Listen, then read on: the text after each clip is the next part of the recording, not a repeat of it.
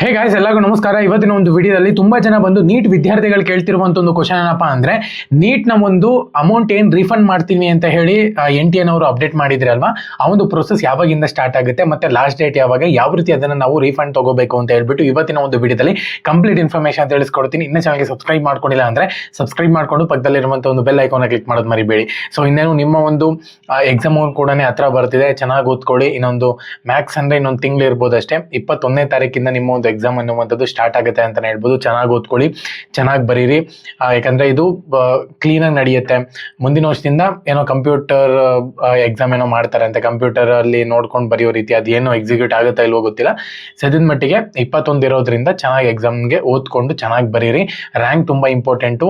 ತುಂಬಾ ಜನ ಬಂದು ಫಸ್ಟ್ ಚೆನ್ನಾಗಿ ಬರ್ದಿರ್ತಾರೆ, ಆಮೇಲೆ ಚೆನ್ನಾಗಿ ಬರೆಯಕ್ಕಾಗಲಿಲ್ಲ. ಸೊ ಈ ತರ ಎಲ್ಲನೂ ಕೂಡ ಆಮೇಲೆ ನೀವು ಸಫರ್ ಪಡಕ್ ಹೋಗ್ಬೇಡಿ, ಇವಾಗ್ಲೇನೇ ಚೆನ್ನಾಗಿ ಓದ್ಕೊಡಿ. ಓಕೆನಾ? ಸೊ ಇವಾಗ ಏನೋ ರಿಫಂಡ್ ಪ್ರೋಸೆಸ್ ಬಗ್ಗೆ ಮಾತಾಡೋಣ ಅಂತ. ಇವಾಗ ಏನ್ ನೀವು ಅಪ್ಲಿಕೇಶನ್ ಫೀಸ್ ಅಂತ ಹೇಳ್ಬಿಟ್ಟು 1700 ರೂಪಾಯಿ ಕೊಟ್ಟಿದ್ರು, ಅದನ್ನ NTN ಅವರು ನಿಮ್ಗೆ ಎಲ್ಲರಿಗೂ ಕೂಡ ರಿಟರ್ನ್ ಮಾಡ್ತಿದ್ದಾರೆ ಅಂತ ಹೇಳ್ಬೋದು.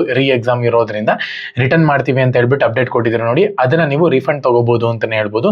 ಯಾವ ರೀತಿ ಅಂದ್ರೆ, ಅವರ ಒಂದು ಅಫಿಷಿಯಲ್ ವೆಬ್ಸೈಟ್ಗೆ ಹೋಗ್ಬಿಟ್ಟು ನೀವು ಬ್ಯಾಂಕ್ ಡೀಟೇಲ್ಸ್ ಆಗಿರ್ಬೋದು, ನೇಮ್ ಇಂದ ಫಸ್ಟ್ ಲಾಗಿನ್ ಆಗಿ ನೀವೇನು ಅಪ್ಲಿಕೇಶನ್ಗೆ ಅಪ್ಲೈ ಮಾಡಬೇಕು ಅಂತ ಅನ್ಕೊಂಡು ಎಲ್ಲ ಡಾಕ್ಯುಮೆಂಟ್ಸ್ ಕೊಟ್ಟಿರ್ತಾರೆ ನೋಡಿ.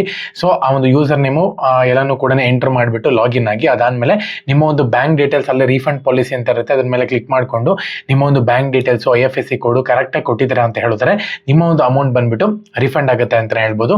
ಸೊ ಅಪ್ಲೈ ಮಾಡೋಕ್ಕೆ ಲಾಸ್ಟ್ ಡೇಟ್ ಯಾವಾಗ ಅಂದ್ರೆ 27ನೇ ತಾರೀಕು ಒಳಗಡೆ ನೀವು ಅಪ್ಲೈ ಮಾಡಬೇಕು ಅಂತ ಹೇಳಿದರೆ ರಿಫಂಡ್ ಯಾವಾಗ ಆಗುತ್ತೆ. ಇವಾಗ ನೀವು ಮಾಡಿದ್ದೀರಾ ಅಂದ್ರೆ ಮ್ಯಾಕ್ಸ್ 1 ವಾರ ಅಥವಾ 2 ವಾರನ ತಗೊಂತಾರೆ, ಅಥವಾ 1 ತಿಂಗಳು ಒಳಗಡೆ ನಿಮಗೆ ರಿಫಂಡ್ ಅನ್ನುವಂಥದ್ದು ಆಗುತ್ತೆ ಅಂತಾನೆ ಹೇಳ್ಬೋದು. ಸೊ ನಿಮ್ಗೆ ಒಂದು ವೇಳೆ ರಿಫಂಡ್ ಆಗ್ಲಿಲ್ಲ ಅಂತ ಹೇಳೋದಾದ್ರೆ ಅವಾಗ ನಾನು ನಿಮ್ಗೆ ವಿಡಿಯೋ ಮಾಡಿ ತಿಳಿಸ್ತೀನಿ ಯಾವಾಗ ನೆಕ್ಸ್ಟ್ ಸ್ಟೆಪ್ ಏನ್ ತಗೋಬೇಕು ಅಂತ ಹೇಳ್ಬಿಟ್ಟು. ಸದ್ಯದ ಮಟ್ಟಿಗೆ ಇವಾಗ ಎಲ್ಲರೂ ಕೂಡ ರಿಫಂಡ್ಗೆ ಅಪ್ಲೈ ಮಾಡಿ. ಓಕೆನಾ? ಸೊ ಎಲ್ಲರಿಗೂ ಕೂಡ all the best. Jai Hind, Vande Mataram.